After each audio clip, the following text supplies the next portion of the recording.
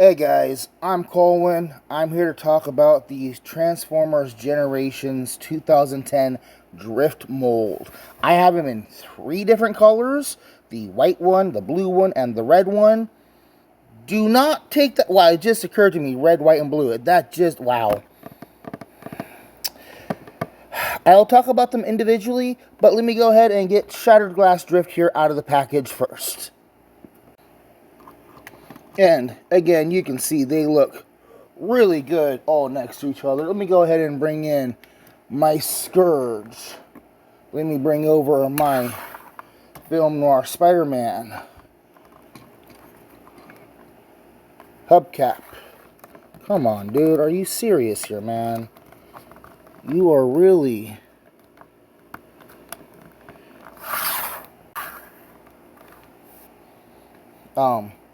There we go. Soda can.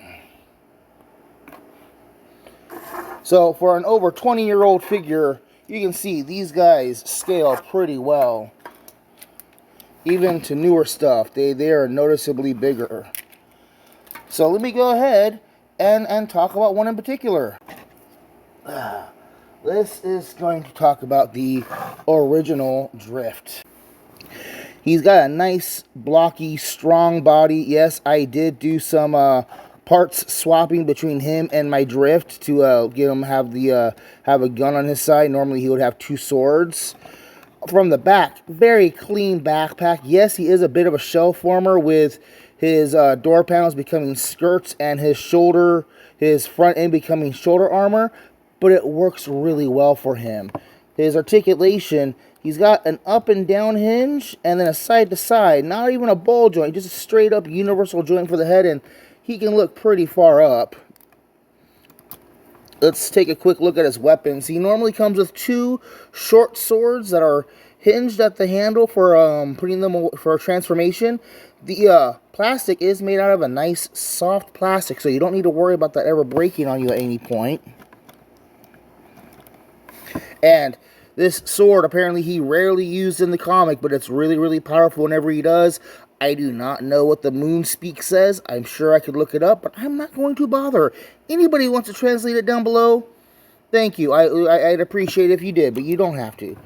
And, yeah, he can hold that in his hand, or we can slide it down his back here. And he's got 2 hooks in his back, and I don't know if you can see this, but this is back when Transformers are still made with Phillips head screws. I miss them doing that. They do them with pins nowadays. That would all be pins. Articulation still. He's got a bowl joint in the arm itself and then an up and down hinge for transformation. He's got a swivel in the top of the shoulder armor. He's got a swivel above the elbow. Basically, he's got absolutely double jointed elbows. He's got bowl jointed wrists. No waist articulation. I can forgive that. They could have worked one in there, maybe, but I think it would have taken up space for these hinges. So maybe if they would have put a hip waist joint further down, but it's fine. It's fine. Because he's got these nice ball jointed hips. He's got a thigh swivel, decent knee bend, and maybe kind of articulation, but that really is more for transformation. But because he's got these big, chunky feet, he's real easy to get into all kinds of decent action poses because his feet will just self-balance and I outright just knocked him over right there, okay? So, nah. He's good stuff. And this head sculpt, oh, I love that head sculpt. And look at that light piping. Can you see the light piping? That is some really, really good light piping. Okay, transformation.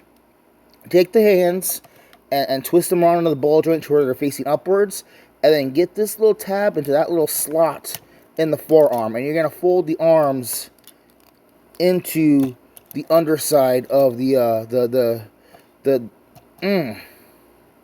front hood. And I want to real quick point out, he's got these nice blue...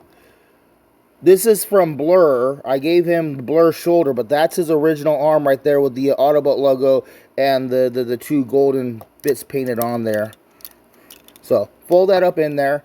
Pull the roof away. Now, I like to imagine these things in here are like either like power cells or like laser cannons or like some type of sonar weapon. I like the way that stuff is shaped down there, and it's cool. You can see it through the clear plastic of the car window.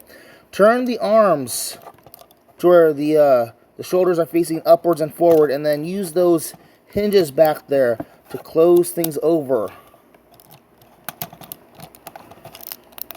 Like this. Then flip this panel out. Flip the sword in. Flip that panel out. Put that hood piece downward like that. Hinge these back. Peg the legs together. And then you're going to use this hinge back here. This isn't part of any joint hinge. That's straight up a transformation joint. And you need to push down on the hips so you can slip the feet underneath the roof of the vehicle mode. Then we can line up these car panels. You can tab them into place.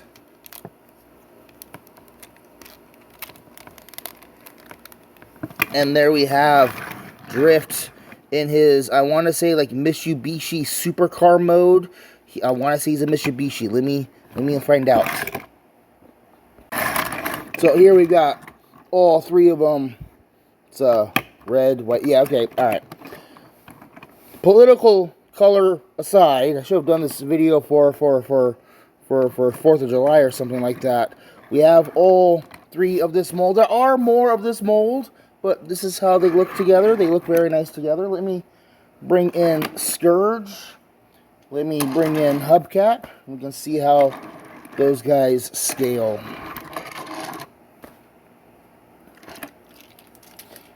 And I'll just stand one of them up, and I'll bring over Film Noir Spider-Man and Soda Can.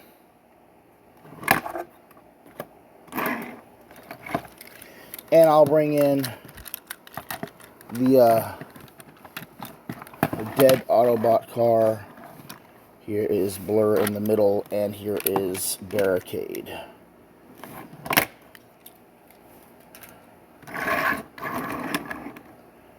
I'll go ahead and focus on Drift. So, regular Drift here, I want to say turns into a... So, apparently, Drift is a Nissan Silvia S15 stock car. It looks cool. It looks like it's going to be heavy and low to the ground and fast, and it's going to be able to drift its rear end back and forth, because that's the where he gets his name. Not sure what that kanji means on the side, but it has something to do with honor. He's got the nice white paint job. Mine has gotten some chipping on the side, but he's still nice and solid. Nice weapon storage. He's still in really good condition. I'm glad that I got him when I did. When I got him back in like 2010, he was like $12. Really, really good price for Transformers back then. And like, he really shows. His robot mode is nice. His articulation is really, really good. His weapons are great. Like, his transformation is great. He is now going for easily $80 on eBay. $100 sometimes.